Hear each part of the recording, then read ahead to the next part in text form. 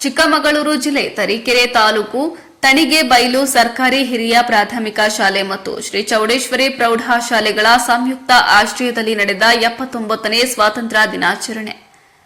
ತಣಿಗೆಬೈಲು ಸರ್ಕಾರಿ ಹಿರಿಯ ಪ್ರಾಥಮಿಕ ಶಾಲಾ ಆವರಣದಲ್ಲಿ ನಡೆದ 79ನೇ ಸ್ವಾತಂತ್ರ್ಯ ದಿನಾಚರಣೆಯಲ್ಲಿ ಶಾಲಾಭಿವೃದ್ಧಿ ಅಧ್ಯಕ್ಷ ಪುಟ್ಟೇಗೌಡ ಧ್ವಜಾರೋಹಣ ನೆರವೇರಿಸಿದರು.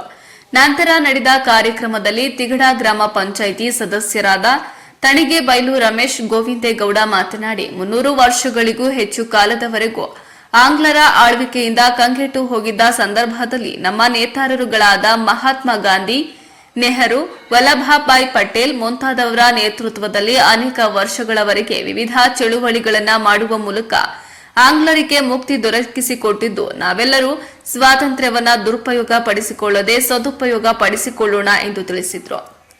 ಇನ್ನು ಇದೇ ಸಂದರ್ಭದಲ್ಲಿ ಹುತಾತ್ಮ ವೀರಯೋಧ ಕೆ ದೀಪಕ್ ರವರ ತಂದೆ ತಾಯಿಯರಾದ ಕೃಷ್ಣಮೂರ್ತಿ ಮತ್ತು ಭುವನೇಶ್ವರಿ ರವರನ್ನ ಸನ್ಮಾನಿಸಿ ಗೌರವಿಸಲಾಯಿತು. ಕಾರ್ಯಕ್ರಮದಲ್ಲಿ ಶಾಲಾ ಶಿಕ್ಷಕರಾದ ಎಲ್ಸಿ ಕುಮಾರ್, ಜಯಣ್ಣ, ನಾಗರಾಜ್ ನಾಯ್ಕ್, ಸಿದ್ದೇಶ್, ಶಾಲಾಭಿವೃದ್ಧಿ ಸಮಿತಿ ಪದಾಧಿಕಾರಿಗಳು, ವಿವಿಧ ಸಂಘ ಸಂಸ್ಥೆಗಳ ಪದಾಧಿಕಾರಿಗಳು, ಶಿಕ್ಷಕ ವರ್ಗದವರು, ಗ್ರಾಮಸ್ಥರು ಹಾಜರಿದ್ದರು.